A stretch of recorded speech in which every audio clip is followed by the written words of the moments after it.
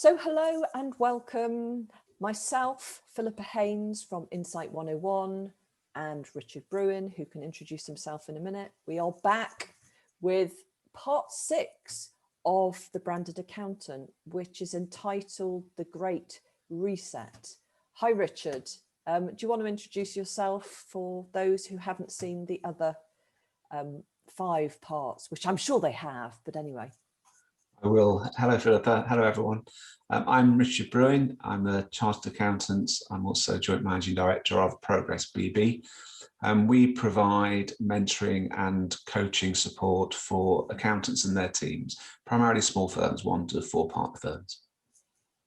Great, thank you, Richard. And I, with Insight 101, I'm the founder of the consultancy, which focuses primarily on the accounting sector, looking at developing your brand and making sure that you are getting the right clients for you so that you can draw those people towards you and get those really high quality, high value clients that we're all looking for. So in the last 5 parts, 5 videos, we've been talking about the importance of brand and the power of brand. But we've been talking together, and Richard in particular has been trying to contextualize that, because being an accountant himself, he's able to draw on that experience and say, why is it that accountants should be thinking about their brand these days? And I think if we start off with this idea of the Great Reset and everything that's been going on in the last 12 months, that begins to start that conversation. So Richard, I guess over the last 12 months, we've seen a lot that's been happening, a lot of disruption, a lot of people going onto Zoom. But if we cast our minds back even before then, there was quite a bit that was changing, certainly kind of globally around digital, but also within the accounting sector itself. Do you want to give me your perspective on what you saw then? If you can remember, it seems a long time ago. Yeah, it does seem a long time ago. As a profession, we were already undergoing a huge amount of change. I've been known to say that for 500 years, we didn't fundamentally change as a profession. We may have improved some office practices and all the rest of it, but essentially we've done what accountants have always done, which is to take raw client data and turn it into something meaningful for compliance purposes, turn it into a set of accounts or a tax return. But what we'd seen really since sort of 2007, 2008 onwards, we've been impacted by a number of things. Driven by digitalization, driven by the disruption that has been coming with that, driven by the changes in society, the different thinking of the newer generations coming through. And we were already recognizing that as a profession, things were changing. There was an opportunity coming along for us with the digitalization, because all of a sudden we could do things an awful lot quicker and more effectively than we could do in the past. But of course, alongside that came the threat of rapidly increasing competition. All of a sudden, our competition wasn't just on the high street, but it could be from anywhere in the world. And it wasn't necessarily from accountants, it was from fintechs and what have you. So there was a lot of talk before we'd even heard of the coronavirus. There was an awful lot of talk about change in the profession, about moving from compliance to advisory, about skill shortages, about how we should be developing apps in our firms and all the rest of it. We were already seeing a very different landscape, and that was a big challenge for many accountants, and certainly in the work that I was doing, lots and lots of conversations about what change was needed within firms. What we saw come March 2020, of course, was that an awful lot of that talk almost overnight got converted into action, because on a Sunday night, all of a sudden we've got to run our businesses from home.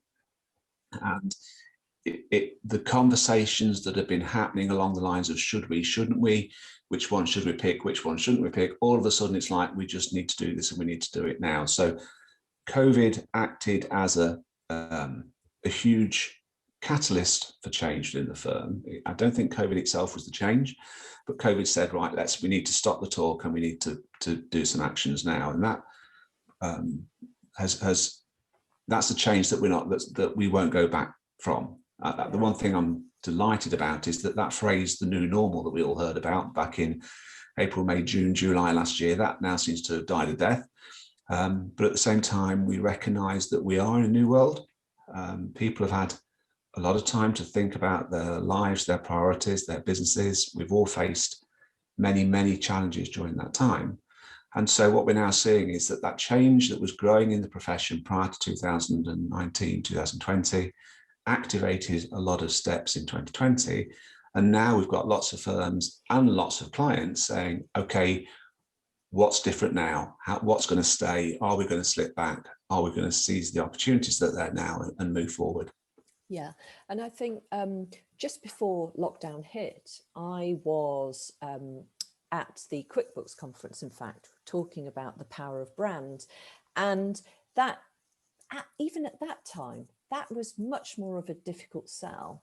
For me, it was about, actually brand is incredibly important because, as you said, the digital landscape is here. The digitization of the way that we work and just generally the world, essentially, that means that we're all going to be online. We're all going to be competing, not only with firms that are down the road, but they could be in another town. They could be in the rest of the UK. For some brands, not necessarily firms, it could be worldwide. So the competition is massive.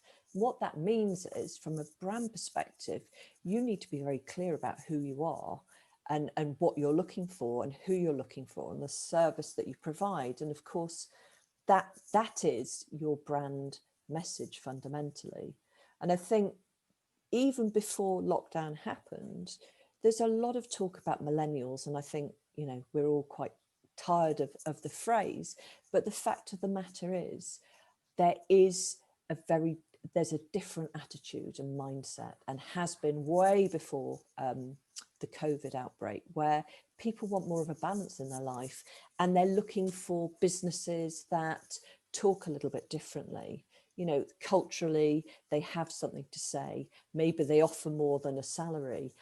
People want to buy into a brand that is doing something else other than, just selling the product that it sells. And this idea of having a purpose has been very kind of strong over the last few months. And I guess since lockdown, you're right, all of that has accelerated. So all of that, we want a work-life balance.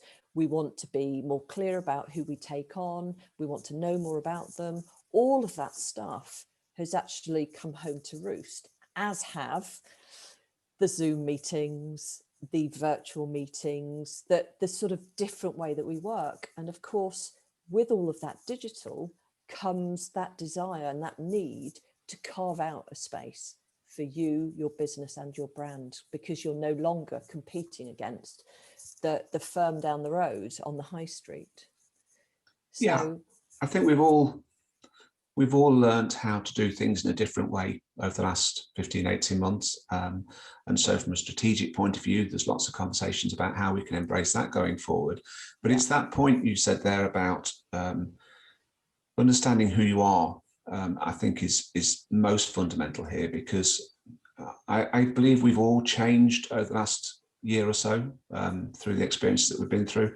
I don't think we necessarily know how much we've changed yet. But I can't believe there are too many people out there who have not been personally impacted in some way, and that reflects in their thinking. So we know that a lot of people are more action-based now. They're fed up talking, I want to do things instead. We see a lot of talk about people no longer putting up with that sort of client, no longer putting up with that sort of behavior, no longer talking about things, but doing things instead. So there's certainly greater movement there.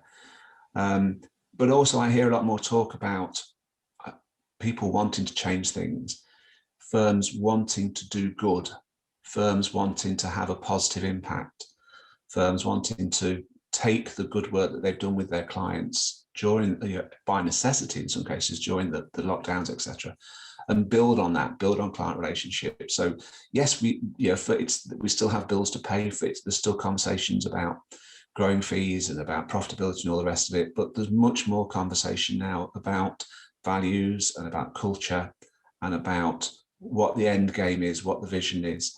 And of course, we've talked a lot in this series about how you attract the right client, how you attract the right team member, the importance of brand in that. And one of the fundamentals now is for firms and firm leaders to look at their firm again and go, okay, this was what my firm looked like before the coronavirus came along. So I've changed since then. My clients have changed since then. My team have changed since then. What do I want my firm to look like now? How have my values changed? Are those changes properly reflected in our behavior, in our messaging, in our communication, in our premises, in our website? Has our brand stepped up to what I now want it to be? What I wanted it to be in 2019 is almost irrelevant now, because I want it to be something at least slightly different now, and potentially something very, very different. Yeah, and I think also, I mean, I have a client that I'm working with at the moment, and they're talking about this stuff that you've mentioned, and they do want to move forward positively. But equally, on the flip side, they are well aware that their team is everything to them. You know, as the managing partner said to me, we are nothing without our great team. And that sense of pressure has become quite prevalent. This, you know, we need loyal staff, you know, we need to make sure that they stay with us. There's more competition out there, as suddenly, you know, people are offered, oh, you know, you can work 2 days in the office and 3 at home. There are lots of different variables that people are working with. And so recruitment has become quite difficult at times, you know, getting the right people in. So there's this pressure and this desire to keep the staff, you know, really culturally working well together, kind of enjoying what they're doing. And of course, that's about having a vision for them, knowing where they're all going and putting in place kind of the stepping stones to get there. So it is, you know, the message for me is brand, and the series that we've pulled together. It's not just about blue sky thinking, or whatever you want to call it these days. You know, there is actually quite a pressing need to think about this as well. And I'm sure that lots of businesses are out there are beginning to feel that pressure and thinking about, you know, whether it's how to get new clients, how to keep staff, etc. There is that kind of need and that catalyst almost to resolve those questions.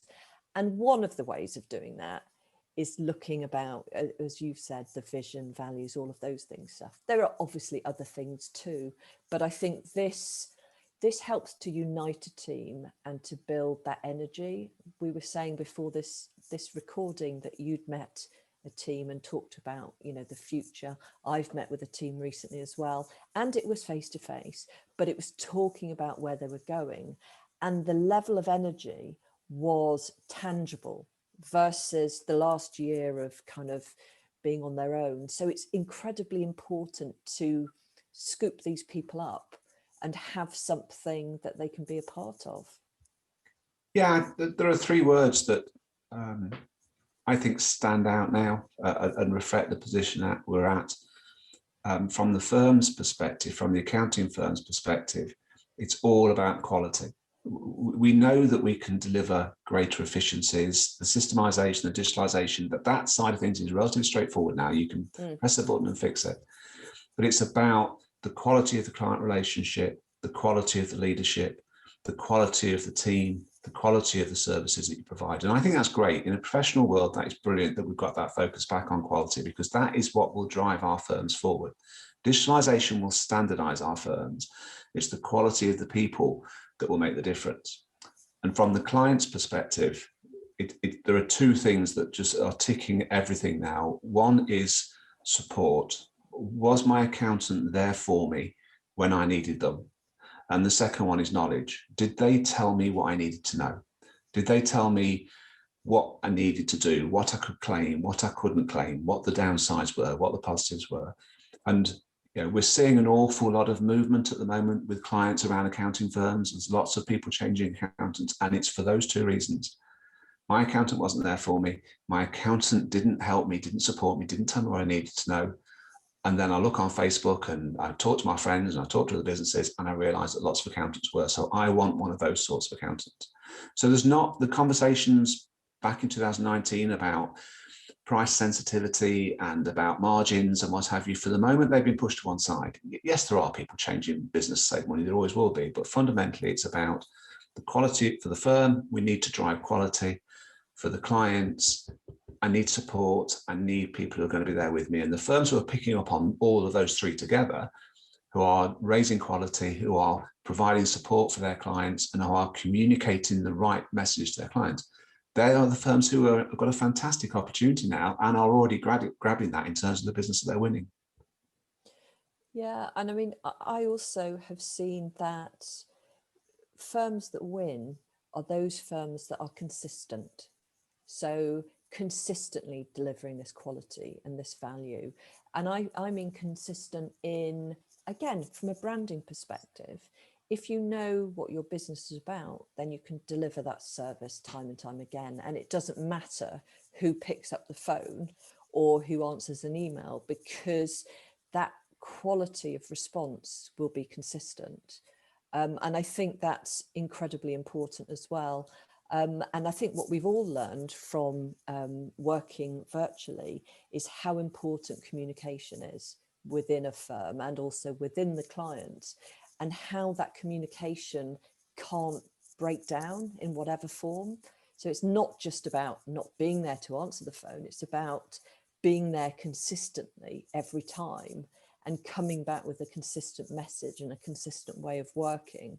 And I think that is as important as anything else. Yes, I mean, you would expect any reasonable accounting firm today to have a practice management system and a CRM system. Yeah. And the firms that are using those systems effectively, and that's one of the weaknesses I see. Firms have these systems in place, but don't really use them to their full effect. So the firms who are using those systems effectively are the firms who are consistently driving out a high level of service and a consistent communication link and messaging with their clients. So that ticks those two boxes for the clients again. It doesn't matter that necessarily that it's an automated system, as long as it comes across on a personal side. The key thing about your communication is that it gives you the opportunities to pick up when you need to, the personal face-to-face human interactions with clients. And in between, it's not going quiet because your systems are driving that through. So every firm these days should be highly systemized in their back office, but the front end then feels very personal, very human. And especially now, we're just getting back to getting out and seeing real people face to face again and all the rest of it, and firms want to build on that. So it's quite ironic really that in this age, in the digital age that we do live in, it is the human things that are going to differentiate firms. But because we're in a very, very competitive world, and we're a world where services are in demand, we have to be systemized to drive those through. So it's those two things together. I think that it does go back then to revisiting your vision, revisiting your strategies first to understand how have we changed, what is it we're now trying to achieve, and then looking at how we're going to achieve that with the systems that we have by bringing in further systems if there are any gaps, but critically how we're going to have the team to manage those systems and manage those client relationships, manage those communications. And we need to understand what sort of team we want, what sort of conversations we want to be having, what sort of services we want to deliver, and ensure that they are all consistent with the values that we then have as a firm. And that's what the right clients will then respond to, because they will see that blend that fits in with their own goals and lifestyles. And it's that sort of thinking which then changes the client relationships and changes the client conversation. Yeah, and I think we talked earlier on in the series about time and not having time, and that's an obvious kind of perspective from a lot of business owners who all are managing their day to day and doing something else on top of that, vision, values, and the marketing side of things seems to be just one step too far. But I think what we've said is that that there are ways and means of doing that. There is support out there. The process can be nimble. It doesn't have to be long and arduous. There are ways of quite quickly getting to that place. And I think also, you know, whilst time is an issue, I think we've seen during lockdown, etc., which is firms need to behave as a business now. They do need to have a marketing, not function, they don't necessarily have to have a marketing function within the four walls, but they do need to be behaving like a business, because the clients that they're working with are businesses, and in order to be able to understand some of the issues that they're going through, they need to be able to relate to them. So there's a lot of benefit around the branding and the marketing conversation that we've been having. Yeah, I mean, you know, we've used a very 20th century phrase an awful lot in these videos, haven't we? And that's the requirement for accountants to walk the walk. Yeah. And in purely selfish reasons, it's important because, you know, if you're going to survive and develop as a business these days, you have to be very efficient and very effective in what you do. So we can't sidestep that by saying, well, we're professionals, because that, you know, that the bank manager has no interest in that. It's the performance of the business. So we have to walk the walk from our own business perspective. But we cannot change the conversation with clients. We cannot inspire clients. We cannot even take clients down this more advisory route if we're seen to be breaking our own rules. You know, if the client says, how do you do that? And you go, well, actually, we don't bother. Well, why should the client? You know, conversely, the most powerful sales thing you have is to say to a client, let me show you how we address that challenge. Let me show you what we've done. Because the client will take the view, well, if it's worked for you guys, it can work for me. So, you know, it's very, very important that we have this talk of an accounting firm. We don't even call them firms, we call them practices. The bottom line is that we are all running businesses. They just happen to be accounting businesses. That's one of the products. But we have to think of them as business leaders.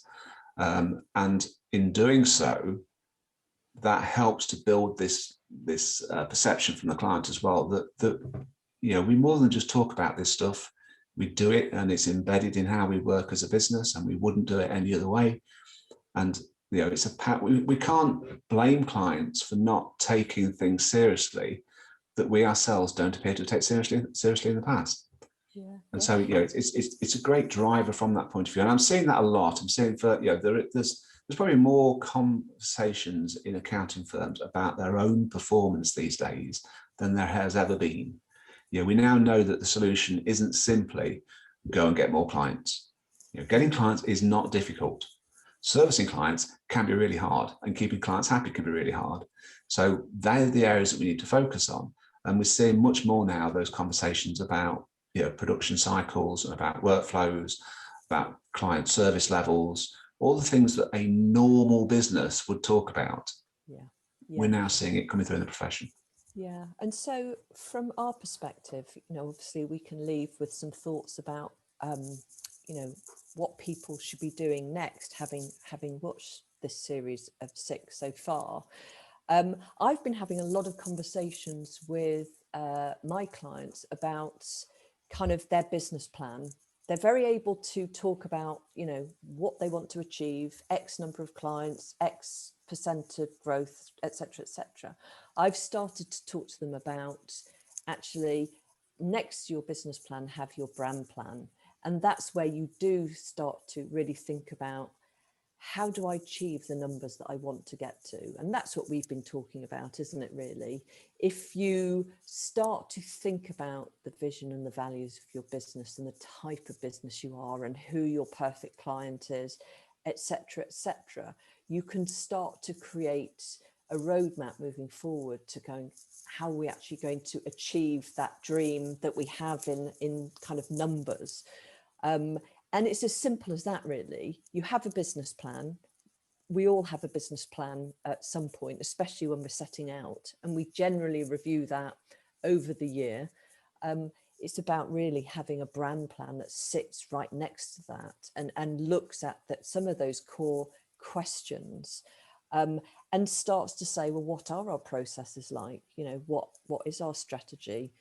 What's our brand looking like at the moment? And really kind of opening the curtains, really, and taking a good look at the business and what it's all about. Yeah, I think we have to be very, very careful, don't we, about the way that we go around our business planning almost, because, traditionally we would have said, okay, where do you want to be in 5 years' time? What do you want your firm to be in 5 years' time? Well, if we look back over the last 5 years, there was the word coronavirus had not been heard of 5 years ago. Brexit was not anticipated 5 years ago. A lot of the software that we use today hadn't been invented 5 years ago. So I think, what will be driving the accounting profession forward in 5 years' time, there's a strong possibility it's not even been invented yet. So we have to be very, very careful when we talk about that. To say, I want my turnover to be such and such, I want this number of offices, I think that's a bit irrelevant. I think it's much more, as you say, about what sort of firm do you want to be? What do you want to look like? What do you want to achieve? What do you want the feel of your firm to be? Talking very intangible firms, there's things that are maybe more in your heart than in your head.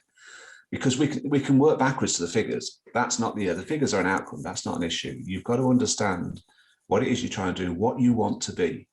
Almost like, as we say to the kids, when you grow up, what do you want to be? I want to be a cowboy or an astronaut. They have no idea, but they have a vision.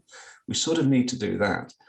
I think again, traditionally, the way to improve an accounting firm has always been to look at yesterday and go, okay, right, what do we learn from that? What do we need to change today so we're better tomorrow? I think occasionally now, because the world is changing so rapidly, I think once in a while we've got to go, no, let's forget that. Let's start with a nice big clean piece of paper and go, right, if I was starting an accounting firm today, what would I do? What would it look like? What services would it offer? What sort of clients would it have? Rather than go, this is where we were yesterday, what do we build upon? I think let's just stop, take a breather. Let's create it from today and then look at where we are and what we need to do to make those changes. And I think that, so it's a combination of a more visionary approach, a more strategic approach. It eventually converts into action plans, as all these things do. But we've come from a more powerful point than simply, we want to be a bit better than we were yesterday, or we want to be bigger than we were yesterday. Yeah, and I think that's really why we called it the Great Reset, because there are so many businesses that have had to even rethink their business and pivot, etc. There is that moment in time, and it may not happen again for a long, long time, where you have been given permission, if you like, to step back and go, actually, what is it that we really want here? There were things that worked before, that's fine, but let's just take this opportunity now to see where we're going. And obviously people have already done that, but our counsel, I'm sure, is that if you haven't yet done that, then taking a little bit of time out to benefit from the last 12 months and think about what it is that you've learned and what it is that you want to be in the future is a good thing. Yeah, it's okay to say to someone now, we've changed. Yeah, I think if one of the things that's always held us back as accountants in developing is that clients get used to us dealing with them in a certain way. And if we want to change it, they go, well, you didn't say that to me before. I didn't have to do that before. Now we can go, it was a different world before, or I was a different person before, or you're a different person before. We are entitled now to change things without having to justify it, because if clients don't get it now, they never will. This is the thing. We've had this global upheaval that is still got a long way to go in different ways. It's something that none of us have ever experienced or had to face before. And actually, we now understand it's okay to all of a sudden go, no, we're going to do it a different way. So in the minute remaining that we have, and whilst I put on our details here, do you want to share your last thoughts on this particular episode, and then obviously we'll be back with the next, but what would you like any viewers to go away with today? I think the thing for me is that it's the right time to take a breath. We're all starting to get very busy again. We're starting to drive forward. It would be a real shame and an opportunity missed if we did that without really revisiting, first of all, the route that we wanted to go down. Let's just not all go head down into this again. So to take that time out, to have that blank piece of paper and to sit down and go, what do I want to be? What do I want my firm to be? Not expecting to have all of the answers at that point in time, because what you come up with will then be your actions and your challenges over the next 2, 3, 4 years. But I think there is a real opportunity now to change your firm. How you change it, how much you change it, how dramatic that may be, that's entirely down to you and business partners or life partners or whoever else is valid in the conversation. But there is a real opportunity now to draw a breath, stop and go, okay, right, I'm not going to be limited by what I've done before. I'm going to seize the opportunities that I've got coming forward. Then we can look at the practicalities that's involved. I'm not saying that's easy, but let's have that clear vision, first of all, of where you want to be, where you want your firm to go, what you want your firm to look like. Yeah, and I totally agree. I mean, there are some people who will look at this and think, wow, that's such a lot to do. And that's one of the things that, I have had clients who have suddenly felt overwhelmed. But actually, there's a process there. There are steps that you need to take. Rome was never built in a day. And that blank sheet of paper is the first bit. And that's pulling together all of your ideas and hopes and ambitions and getting it down on a piece of paper. Then, of course, the next few stages is to translate that into action, whatever that looks like. And of course, there will be a stage process as you go through that. And that's absolutely right and proper. So it's just about taking one step at a time, really, and making sure that you have that vision so that you can then translate that into your various actions and tangible things that you're going to do. And, obviously keep the clients in mind and keep them in the loop. It's a journey, which is actually an exciting journey for most people. And clients understand that too, and will be very curious. So thank you very much, Richard. That is a wrap. We've just put up the details for being able to contact us. Very happy to take questions, but if not, we will see you again shortly for the next chapter in what is the Branded Accountant. So see you soon, Richard, and thank you very much everybody else for watching. Thank you, Jennifer. Bye everyone.